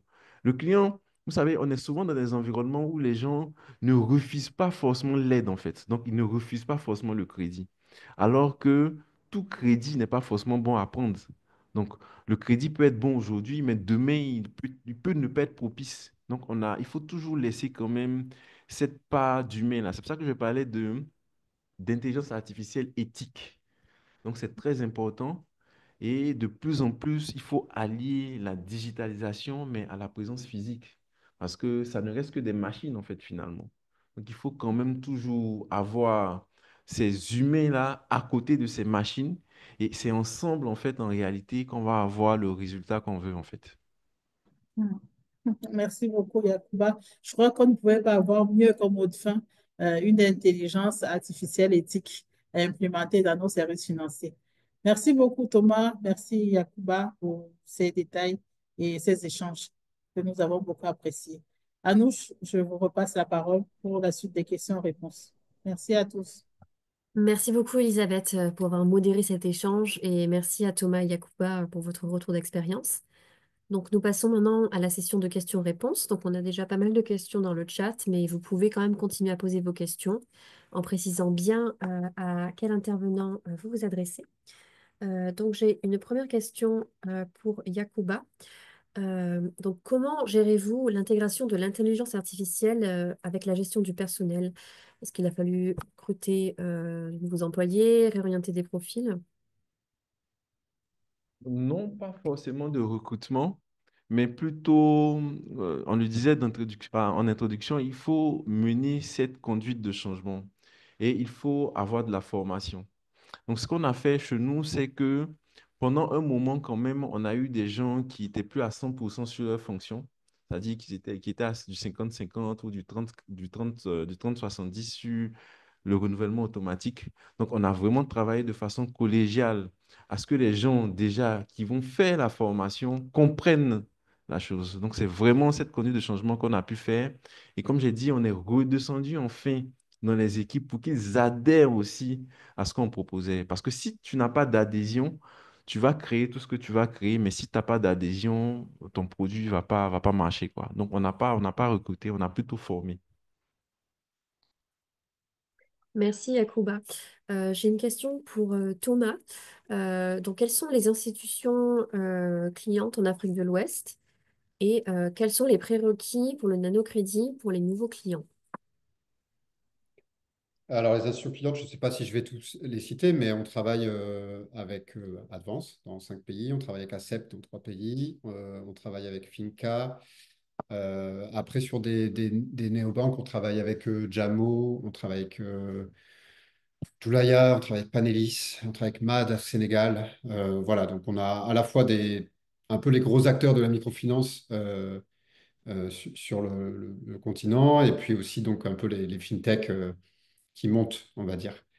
Pour la question du nanocrédit, donc ça dépend un peu de quel type de nanocrédit, parce que nanocrédit, en fait, c'est très vaste, ça englobe beaucoup de choses. Si on parle de proposer du nanocrédit à des clients existants de la microfinance, comme on le fait par exemple avec Advance au Cameroun, alors on va utiliser les données qui sont dans le système d'information. Et ensuite, on va designer un nouveau produit de crédit qui va utiliser ce qu'il y a dans les données aussi pour calculer des montants, etc. Lorsqu'on est sur des nouveaux clients, alors il faut se poser la question de qu'est-ce qu'on est capable d'avoir comme données. Si on n'a aucune donnée, alors ma réponse, ça serait ben, on n'est pas capable, évidemment. Si on n'a que des données de réseaux sociaux, je pense que ma réponse serait la même, on n'est pas capable. Par contre, ce qu'on fait avec des nouveaux acteurs comme Julaya ou Jamo, c'est qu'on utilise des données transactionnelles. Donc des données d'utilisation d'un compte courant. Avec MAD, qui est un grossiste au Sénégal, c'est des données d'achat de stock de marchandises par des boutiquiers sur la plateforme du fournisseur. Donc, on peut avoir différents types de données, mais qui sont toujours des données quand même transactionnelles, liées soit au business, soit à des flux d'argent. Évidemment, vous savez que les mobile money essayent aussi de faire du crédit en utilisant les données d'activité de mobile money, avec des succès plus ou moins bons en fonction des contextes. Euh, mais voilà, nouveaux clients, oui, mais il faut quand même, d'une manière ou d'une autre, avoir des données qui nous permettent d'évaluer une certaine forme de solvabilité. Euh, voilà. Donc après, notre travail aussi sur Rubik, c'est de parler avec un partenaire potentiel avant de déployer et d'évaluer la faisabilité, d'évaluer les données qu'on est capable d'aller chercher, dans quelle mesure elles peuvent être utilisées, quel type de produit de crédit ça permettrait de faire. Donc il y a aussi tout ce travail-là qu'on fait main dans la main avec nos partenaires de définition de la bonne approche en fonction du contexte, des données et des clients et du type de crédit qu'on veut faire. Merci beaucoup, Thomas. J'ai maintenant une question pour Elisabeth, mais si les autres intervenants souhaitent rebondir, n'hésitez pas. Est-ce que le problème d'éducation financière et de la maîtrise de l'outil informatique des clients et des sociétaires des institutions financières ne sont pas des freins à l'utilisation de l'intelligence artificielle? Et comment les résorber? En effet, nous avons vu hein, dans les différents échanges que la plupart des populations qui doivent être servies, à qui les services sont dédiés, sont des populations qui sont parfois peu lettrées. Et donc, le manque d'éducation qui accompagnerait ces services-là sera un frein pour leur adoption. Et ça rejoint aussi cette envie de pouvoir travailler plus sur le changement qui a été évoqué par, je pense, Thomas tout à l'heure, la gestion du changement, travailler sur la perception que ces populations peuvent avoir pour pouvoir utiliser ces nouveaux services et comment est-ce que ces services peuvent faciliter leur vie, peuvent faciliter l'accès aux autres services, au crédit, peut-être à l'épargne plus tard ou à d'autres services d'investissement, ou à de l'assurance, par exemple. Et c'est vraiment important. Donc, il serait intéressant que chaque institution financière qui déploie des services avec l'intelligence artificielle, ne mettent en place un parcours d'éducation, pas seulement financière, mais aussi numérique. Parce que, il y a des services qui vont demander l'utilisation du mobile, du téléphone mobile ou des smartphones, des applications. Donc, tous ces parcours d'éducation, que ce soit financière, mais aussi numérique, sont importants pour pouvoir minimiser ou plutôt maximiser l'adoption et donc minimiser les freins à l'adoption de ces services d'intelligence artificielle. Je peux ajouter quelque chose? Je pense que Yacouba, tu voulais, je ne sais pas si tu voulais ajouter aussi, mais Oui, vas-y, vas-y d'abord. ok. Non, ce que je voulais dire aussi, c'était que il faut aussi comprendre qu'il y a beaucoup de choses qui peuvent être faites sans finalement qu'on ait besoin euh, de capacité technique de la part des clients. Le renouvellement automatique, c'est un bon exemple. Le renouvellement automatique, on vient accélérer très significativement le renouvellement de crédit en microfinance. Mais d'un point de vue client, l'expérience, c'est juste que ça va beaucoup plus vite et c'est beaucoup plus simple. On ne lui demande pas d'aller utiliser des nouvelles technologies qu'il n'a pas l'habitude d'utiliser. On vient lui dire, tu viens toujours décaisser en agence. Par contre, ça prend 1 heure là où ça prenait 2 semaines. C'est ça qu'on lui dit. Donc en fait, on a utilisé l'intelligence artificielle pour impacter très fortement son expérience sans lui demander d'apprendre quoi que ce soit de nouveau. Et je veux juste dire ça, après je te laisse la parole pour compléter, Yacouba, mais je pense que fondamentalement, il faut comprendre que nous, notre travail, c'est pas de remplacer les humains en microfinance, clairement pas. Et je pense que Yacouba l'a dit aussi, la microfinance, c'est de l'humain, c'est fondamental parce qu'on travaille dans l'informel et que sans l'humain, il n'y a pas d'autre moyen de ne pas de gérer cette informalité. Ce qu'on veut faire, c'est aider les institutions de microfinance à être beaucoup plus efficaces et donc attractives, notamment aussi avec l'arrivée des fintechs qui viennent un peu chambouler tout ce paysage-là. Donc l'humain reste au cœur et doit justement accompagner tous les gens qui n'ont pas forcément les capacités pour des expériences 100% remote, 100% digital. L'humain doit rester là pour ça, mais on doit équiper cet humain d'outils qui lui permettent de travailler plus vite, mieux et de manière plus simple. Tout à fait. En fait, c'est pour imager, aujourd'hui, l'intelligence artificielle, c'est un peu comme la face cachée de l'iceberg, en fait. Il y a beaucoup de choses qui sont faites en dessous, mais finalement, le client, il va recevoir la version light.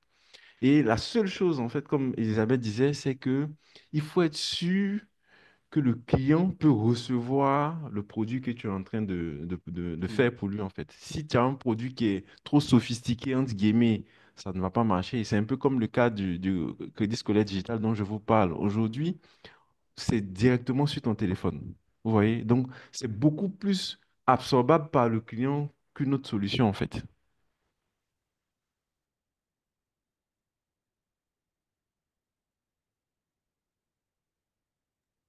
Merci beaucoup à tous les trois pour cet éclairage. J'ai maintenant une question pour Yacouba. Donc, par rapport aux prêts moyens chez Advance Côte d'Ivoire, Quel est le montant du prêt moyen que vous accordez en moyenne, enfin, que vous renouvelez automatiquement? Et pour revenir sur ce qu'on disait sur l'humain, les nouveaux clients, est-ce qu'ils sont gérés uniquement par l'intelligence artificielle ou est-ce qu'il y a quand même un contact préalable? Oui, je vais répondre à la deuxième question d'abord. Les nouveaux clients sont... Tous nos clients, il y a du contact. C'est ce que Thomas disait, il y a du contact. C'est simplement que les délais de traitement seront beaucoup plus courts pour celui qui bénéficie d'une offre de renouvellement automatique. Et comme Thomas disait, le client en cycle 1, comme on appelle chez nous, c'est quelqu'un pour lequel tu n'as pas encore d'informations. Donc, c'est un peu difficile de traiter cela en renouvellement automatique. Mais attention, aujourd'hui, il faut que les gens soient conscients du fait que il est possible de prendre des données un peu partout. Aujourd'hui, vous avez ce qu'on appelle le consentement avec le bureau d'information de crédit dans notre système UEMOA aujourd'hui, qui est capable d'avoir un score à partir, par exemple, de vos factures d'électricité que vous payez, de vos factures d'eau que vous payez. Donc, on va dans un monde où les informations sont capitales et sont profitables. Vous voyez? La deuxième question, il parlait de prêts moyens, je pense. On va dire en moyenne, on a à 7 millions de montants moyens décaissés. Mais ça peut être beaucoup plus élevé, ça peut être, c'est vraiment une moyenne, quoi. Merci beaucoup, Yacouba. Maintenant, j'ai une question pour Rubix. Thomas, est-ce que les données collectées chez les différents clients sont croisées avant de définir le score du client par Rubix? Non. Alors déjà parce qu'on n'a pas, souvent on n'a pas les identités, donc même si on voulait, on pourrait pas. Euh, Mais on pense que c'est quand même un peu le futur, ça. Et c'est tout à fait en lien avec ce que vient de dire Yacouba, hein. On voit que de toute façon, il y a de plus en plus de données, il va y avoir de plus en plus de données, notamment sur le continent africain. Je pense que là, dans les 10, 15 prochaines années, on va avoir une explosion de la disponibilité des données. Et donc, il y a des enjeux de est-ce qu'on est capable d'avoir des scores qui soient un peu plus globaux? Les bureaux de crédit essayent de faire ça avec plus ou moins de succès pour l'instant, mais c'est ça, fondamentalement, c'est ça l'idée. Et donc, on est en train, nous, d'essayer d'explorer des solutions technologiques. On regarde notamment ce qui est possible de faire avec la blockchain, même si c'est quelque chose qu'on n'utilise pas du tout pour l'instant, pour voir s'il y a des possibilités de pouvoir scorer quelqu'un sans connaître son identité, mais qu'en fait, par exemple, différentes institutions de microfinance et chacune des clés pour chiffrer, déchiffrer, qui font que nous, on pourrait, sans savoir qui est cette personne, savoir qu'on a des données de plusieurs sources, faire un score un peu plus global et qu'ensuite chaque institution puisse avoir accès à ce score. Donc ça, c'est des choses qu'on commence à explorer un peu pour le futur, pour l'évolution de ce qu'on voudrait proposer, parce qu'on pense que c'est quand même vers ça qu'on doit aller. On voit qu'il y a des économies. Moi, je suis basé par exemple au Canada, où en fait on a un score global qui est basé sur toutes ces sources de données et qui ensuite est utilisé par n'importe quelle institution financière avant de vous donner un crédit, qui est une cote de crédit globale. Et je pense que sur le continent africain, on va quand même de plus en plus aller vers ça et que ça servira, là, ça aussi, l'inclusion financière, parce que ça permettra à des acteurs comme Advance de plus facilement aller prêter aussi à des nouveaux acteurs, hein, de plus facilement à les prêter. Donc je pense que c'est quand même ça le sens de l'histoire sur les années qui viennent. Merci Thomas. J'ai maintenant une question pour Elisabeth et si les autres panélistes veulent rebondir, n'hésitez pas. Donc concernant les modèles prédictifs basés sur l'intelligence artificielle, donc comment être sûr qu'ils utilisent des données équilibrées, donc en termes de genre, mais comment être sûr aussi qu'ils soient capables de détecter et de corriger des biais potentiels qui pourraient survenir lors de leur utilisation dans des environnements réels. OK, merci. Je vais essayer d'apporter quelques éléments de réponse, mais peut-être que Thomas serait la meilleure personne pour pouvoir y répondre. Je pense quand même que pour y arriver, il faut commencer par euh, être sûr qu'on peut collecter suffisamment de données diversifiées en fonction déjà qu'il y ait une certaine représentation proportionnelle et des variables qui permettent de différencier déjà dans la collecte des données et qu'on soit aussi capable de pouvoir corriger des erreurs s'il y en a ou bien des incohérences qui peuvent être liées soit à des préjugés, soit à des incohérences liées au type de genre en fonction de l'imagerie populaire. Deuxième chose que je pourrais ajouter, c'est être sûr que on a testé le modèle après avoir défini tous les critères, être sûr qu'on a testé et que on a des résultats quand même qui permettent d'être satisfait par rapport à la gestion de cette problématique de genre-là et en fonction des différents contextes démographiques où on se trouve. Et autre chose que je voudrais ajouter, c'est quand même c'est comme une surveillance continue qu'on devrait faire, même si tout a déjà été développé et que ça a été testé, ça semble fonctionner, mais il faudrait quand même, de façon régulière, maintenir une certaine surveillance pour être sûr que plus on avance et on progresse, plus on a de données et d'informations intégrées, le comportement souhaité est toujours là et que les données continuent à être utilisables.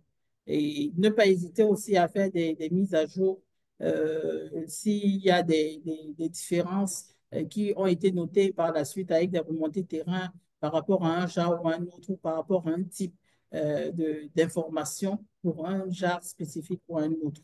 Et enfin, s'il est possible, de pouvoir collaborer avec d'autres institutions qui ont le plus de technicité, justement, pour pouvoir soit mettre à disposition certains types d'informations nécessaires ou simplement pouvoir apporter leurs services. Cela aussi pourrait être intéressant pour pouvoir euh, intégrer cet aspect genre et être sûr que à la fin, on a des résultats intéressants et qui peuvent avoir l'impact souhaité au final.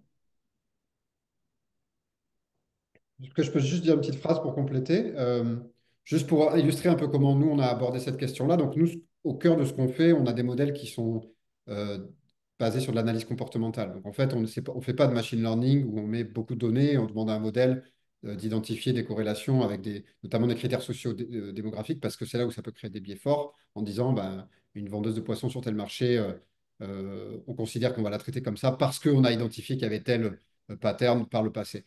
Nous, c'est de l'analyse comportementale individualisée. Donc, chaque personne, on regarde le comportement passé, on projette par des modèles statistiques des comportements futurs, et ça nous permet de prendre des décisions. Donc, déjà, là, on limite le biais. Maintenant, quand on a des produits comme du renouvellement automatique, où on veut rendre éligibles des clients existants à des produits accélérés, automatisés, si on a des biais dans notre portefeuille, c'est-à-dire que bah, nos agents de crédit, par des biais culturels ou quoi que ce soit, vont peut-être pas considérer en cycle 1 certains types de clients. Ils vont en fait créer un portefeuille qui est lui-même biaisé par de l'humain. Et là, évidemment, que les modèles vont faire que répliquer les biais. Euh, Après, si l'institution est capable d'identifier ces biais-là dans son portefeuille, on peut travailler avec des règles métiers spécifiques pour essayer de les corriger. Mais bon, on vient un peu. Donc, il y a quand même cette notion que l'humain crée beaucoup de biais et que un modèle décisionnel basé sur un portefeuille existant va forcément, d'une manière ou d'une autre, continuer à répliquer ce biais, puisque si la personne au cycle 1 avait déjà été exclue par des humains pour des raisons de biais, notamment de genre, ce biais-là sera répliqué avec la continuité du portefeuille dans le temps. Donc c'est important aussi de comprendre que le biais, il y a aussi un vrai sujet sur à quel point les humains créent des biais dans la construction des portefeuilles de clients. Euh, c'est- on peut voir, c'est tout à fait juste ce que Thomas dit. On peut voir aussi la chose de façon un peu inverse. Aujourd'hui, on a des milliers de données qui sont traitées par l'intelligence artificielle, notamment avec Rubix. On a ce score journalier là. Mais en réalité, c'est pas une personne qui gère mille données en fait. Je veux dire que tu as un chargé de clientèle, un gestionnaire de portefeuille qui a peut-être 15 clients, il y a un autre qui en a 100, il y a un autre qui en a, je sais pas, le nombre. Donc, lui, en fait, de façon un peu plus micro, il peut remonter en fait le problème. Donc, on peut avoir, comme quelqu'un disait tout à l'heure, un client qui n'est pas bien scoré. Vous voyez, parce qu'il y a une donnée qui n'est pas bonne. Toi, à ton niveau, tu as du mal à identifier. Rubix ne pourra peut-être pas l'identifier parce que c'est des données qui sont envoyées, mais le chargé de clientèle ou le gestionnaire de portefeuille, il est capable d'identifier. Et donc, c'est pourquoi tout ce qu'on a mis en place avec Rubix fonctionne bien, en fait. Parce que à chaque fois que tu as ces cas-là, il faut qu'il y ait de la réactivité pour corriger ce cas et pour rendre le client à nouveau éligible. Vous voyez? Donc, il y a deux aspects de la chose, mais ça aussi, c'est un aspect positif. Finalement, l'humain aussi, il aide également à corriger les choses qui ne marchent pas correctement. Merci à tous les trois pour cet éclairage. J'ai une question pour Yacouba. concernant le recouvrement des crédits accordés aux clients. Donc, comment vous gérez les cas de contentieux et quel est le pourcentage de crédits non recouvrés si vous l'avez en tête? Et comment l'intelligence artificielle en fait peut intervenir dans ce processus? Il ne va pas, à ce stade-là, il n'intervient pas pour le recouvrement, parce que le recouvrement, c'est un peu ce qui va arriver en aval, hein. Le recouvrement automatique, c'est ce qui va arriver en amont. Mais en réalité, il va t'aider parce que finalement, il va peut-être te permettre de moins t'exposer que tu aurais dû t'exposer en fait. Je prends le cas d'un client qui a un bon score ou un client qui a un score moyen. Un exemple tout bête, un client à qui, par exemple, tu aurais voulu donner 10 millions, mais à cause de son score, finalement, tu lui donnes 8 millions. Et on ne le souhaite pas, mais si ce client, il tombe en impayé, vous voyez que finalement, c'est comme si tu sauvais 2 millions en fait. Donc, c'est vraiment quelque chose qui va arriver en amont, mais pas en aval. En termes de ratio d'impayés, je l'ai indiqué d'entrée, on a un portefeuille à risque d'à peu près de moins de 2%, ce qui est très bon parce que si on voit un peu dans l'environnement, on est autour de 5%, un peu plus de 5%. Donc déjà pour le renouvellement automatique, ça montre que ces clients-là, il y en a qui tombent en impayé, non, c'est normal, mais il y a quand même un ratio d'impayés qui est assez faible, quoi. Et ça, c'est encourageant. Juste pour compléter, alors c'est pas quelque chose qu'on fait avec Advance, donc Yacouba peut en parler évidemment, mais on a développé aussi un score de recouvrement, en fait, qui permet, donc ça permet deux choses, ça permet de euh, exprimer une probabilité qu'un client tombe. Donc, en fait, on définit ce qu'on appelle des buckets, quoi, des fourchettes de retard. Donc, par exemple, 0,30 jours, 30, 60, 60, 90. Et qu'un client qui est dans une fourchette, on va être capable d'exprimer sa probabilité qu'il tombe dans la fourchette suivante, en fonction de son comportement passé. Euh, et une dérivée de ça, c'est la probabilité qu'on récupère l'argent. Et donc, ça permet à une institution de pouvoir travailler sur son ces process de recouvrement, cibler des actions à certains moments, au contraire, ne pas prendre d'action à d'autres parce que la probabilité est trop faible pour justifier une action humaine, etc. Donc, on a des choses, encore une fois, que Advance n'a pas déployées, mais vraiment ciblées sur le recouvrement avec des écrans pour aider les agents à piloter leurs actions de recouvrement, etc. Donc, il y a des choses qui sont faites là-dessus. Merci à tous les deux. J'ai une question pour vous, Thomas, concernant les informations des MPME. Euh, donc, comment arrivez-vous à vous assurer de la véracité des informations sur le cash flow des MPME, sachant que tous leurs flux ne sont pas forcément digitalisés donc via le mobile money et qu'on ne peut pas savoir avec certitude l'état de leur dette ou l'origine de leur stock, par exemple? OK, alors, donc le mobile money, je vais juste le mettre de côté juste pour une petite seconde, après je vais répondre. Quand on travaille avec des gens comme Advance, on a des informations qui sont factuelles, c'est-à-dire que les informations qu'on utilise sont des informations extraites du système d'information d'Advance. Donc, l'historique d'emprunt et de remboursement d'un client, c'est factuel, c'est pas déclaratif. C'est des choses, c'est des informations qui sont générées par des actions, décaissement d'un crédit, remboursement d'une échéance. Donc ça, il n'y a pas vraiment de sujet, à part la question de la fiabilité des données, mais on l'a traité dans une autre question. Il n'y a pas de sujet sur est-ce que ces données sont fiables ou pas. Euh, on utilise à peu près jamais dans nos modèles de données déclaratives. On dit à un client, dis-nous combien tu gagnes, on va te scorer. Parce qu'effectivement, là, vous avez raison, on peut tout à fait questionner la fiabilité. Pour le mobile money, ou plus généralement pour toutes les plateformes digitales que des entrepreneurs peuvent utiliser pour leur business, c'est vrai que c'est souvent qu'une vision partielle de l'activité. Donc, par exemple, peut-être que, un boutiquier va utiliser un service de paiement sur lequel on a déployé du crédit pour la moitié de son chiffre d'affaires. Mais ce qui va se passer, c'est qu'en fait, on va lui proposer un crédit à hauteur de la moitié de son chiffre d'affaires. Donc, en fait, on va juste se sous-exposer par rapport à la capacité réelle du client. Donc, en fait, c'est pas un problème qui va résulter dans des gens qui vont se surendetter. C'est plutôt des gens qui vont, entre guillemets, se sous-endetter, dans le sens où on n'aura qu'une vue partielle sur leur réalité. Euh, voilà, donc, le problème, c'est que pour nous, c'est enfin, pour le prêteur, c'est moins de business potentiellement. Et pour le client, c'est un crédit d'un montant moins élevé. Mais ce qui est intéressant, c'est que ça permet du coup à l'institution ou à la plateforme qui déploie ça de dire à son utilisateur, voilà, maintenant il y a une offre de crédit, elle est basée sur ton niveau d'activité. Si tu passes la totalité de ton business chez nous, tu as un crédit plus élevé. Et donc, ça joue aussi comme un levier attractif pour une meilleure adoption des outils. Et comme chez Advance, le comportement de remboursement est l'indicateur numéro un dans le score. Et donc, évidemment, pour Advance, ils peuvent dire, oui, on a des expériences améliorées, décaissement immédiat, etc. Par contre, il faut que tu rembourses bien, il faut que tu anticipes sur tes paiements, etc. Et donc, ça encourage les gens à adopter des bons comportements. Merci beaucoup, Thomas. J'ai maintenant une question pour Advance Côte d'Ivoire. Donc, quels sont les critères d'analyse pour les besoins en crédit des clients que vous utilisez dans le cadre de l'intelligence artificielle? Et est-ce que ces informations sont données par les clients eux-mêmes?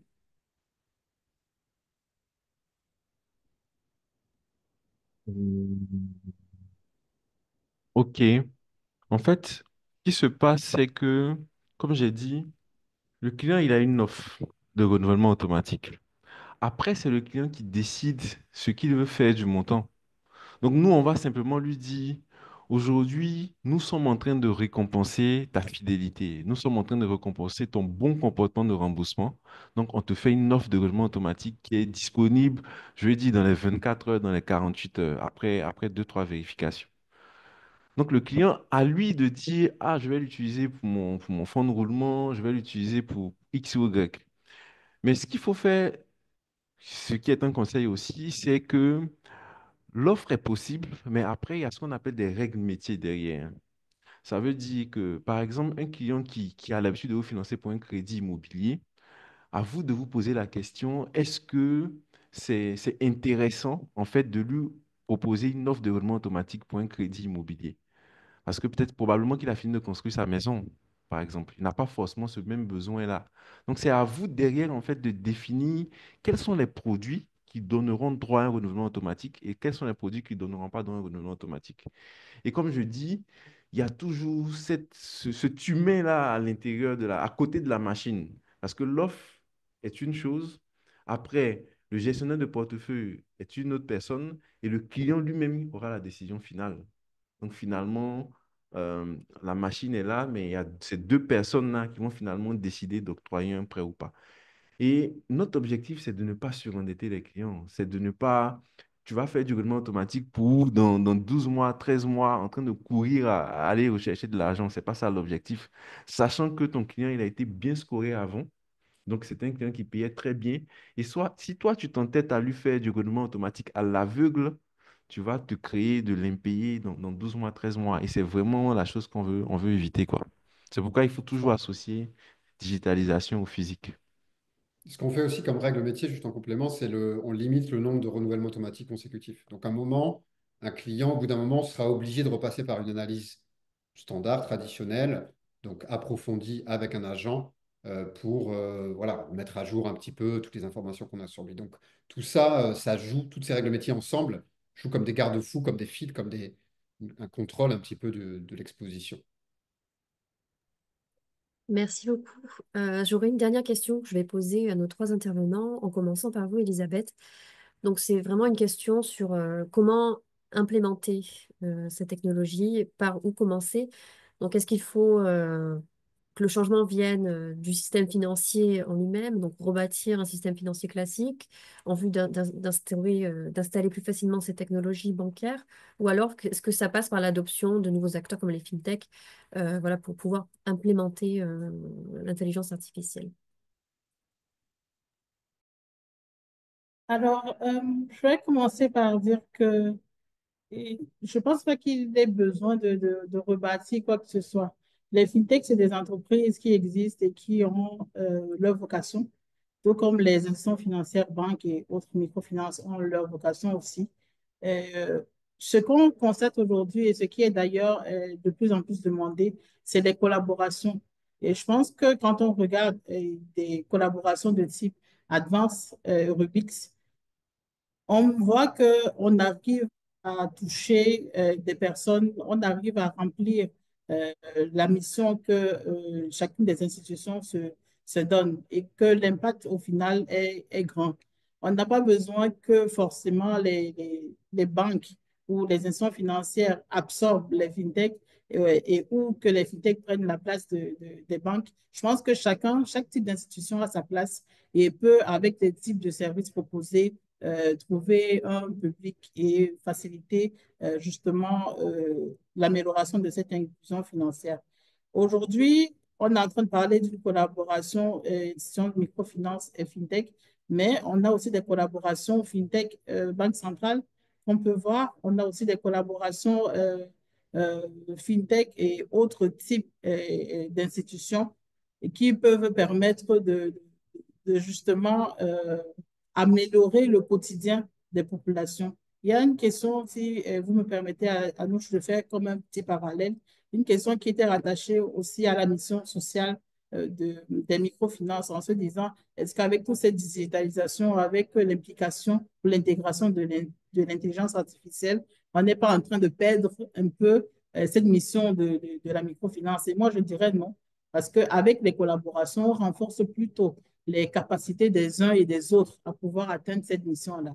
Cette mission, c'est quoi? Sortir le maximum de populations de la situation de pauvreté dans laquelle elles sont, sortir le maximum de populations de l'exclusion dont elles font preuve aujourd'hui du système financier et proposer surtout des services qui sont plus adaptés, plus adéquats, plus avenants, moins chers aussi pour ces populations-là. Et en combinant tout cela avec ce que je disais tout à l'heure, l'éducation hybride, financière et numérique, je pense que ces collaborations-là vont simplement permettre d'aller un peu plus loin et d'atteindre plus de succès. Est-ce que je pourrais apporter par rapport à cela? Moi, je n'ai pas grand-chose de plus à ajouter, hein. Je pense que l'exemple d'Advance, il montre bien que les institutions financières, on va dire, traditionnelles, si elles en ont la volonté et qu'elles mettent en place, elles mettent en place les ressources nécessaires, elles sont tout à fait capables. Maintenant, c'est vrai qu'il y a beaucoup d'institutions, notamment de grosses banques, qui sont très lentes à innover, qui sont très lentes à changer, qui sont très lentes à s'adapter. Et c'est là où on a des nouveaux acteurs qui viennent essayer de proposer des choses un peu différentes. Mais il y a tellement de besoins qu'on a besoin de toutes les forces vives. On a besoin des acteurs traditionnels. On a besoin que ces acteurs traditionnels ils soient un petit peu plus ambitieux dans leur innovation. Euh, et on a besoin de nouveaux acteurs qui viennent justement secouer un petit peu tout ça, proposer de l'innovation. Et évidemment que les partenariats, comme l'a dit Elisabeth, et je pense que Advance Côte d'Ivoire, c'est un très bon exemple, les partenariats sont probablement une des meilleures réponses à ça. Tout à fait. Je vais dans le même sens. Les partenariats, et comme je le disais d'entrée, fait de l'intelligence artificielle éthique. Et vous allez voir que de plus en plus, il y a un nouveau mot qui est à la mode, c'est la... On parle de digitalisation, mais on parle de phygital aussi. Donc physique et digital. Donc, il faut associer toujours l'intelligence artificielle au physique et ça répond à la question de la mission sociale. Aujourd'hui, une institution de microfinance ne fonctionne pas comme une banque. Donc, si on commence à se mettre derrière nos ordinateurs, à envoyer des mails aux clients, déjà, ils ne pourront pas le lire et ça va créer des problèmes. Mais il faudrait associer à tout ce qui est intelligence artificielle le contact physique, la proximité, parce qu'en réalité, les gens, on reste en Afrique en fait, et les gens ont souvent besoin de cette proximité-là, de cet échange permanent. Donc pour moi, associer les deux. Merci beaucoup à tous les trois pour ce mot de la fin. Donc notre webinaire est maintenant terminé. Donc encore un grand merci à nos intervenants pour la richesse de leurs interventions. Et merci à notre audience donc, pour votre participation active dans le chat. Donc, on n'a pas pu répondre à toutes les questions, mais on a fait au maximum. Je vous invite maintenant à vous rendre sur les sites de Portail FinDev et de Microsoft Consulting pour continuer à apprendre et à explorer des ressources sur l'intelligence artificielle et sur l'inclusion financière en général. Nous vous enverrons donc, par email l'enregistrement du webinaire et les slides d'ici quelques jours. Donc, en attendant, nous vous invitons aussi à vous abonner à notre newsletter bimensuelle pour être sûr de ne pas manquer les prochains webinaires. Euh, à la fin de ce webinaire, donc, une petite enquête apparaîtra sur votre écran pour nous dire ce que vous avez pensé de la session d'aujourd'hui. Merci de bien vouloir nous donner votre opinion. Donc, un grand merci à toutes et à tous de nous avoir suivis aujourd'hui et à très bientôt pour un autre webinaire. Merci. Au revoir. Merci beaucoup. Merci à tous. Au revoir.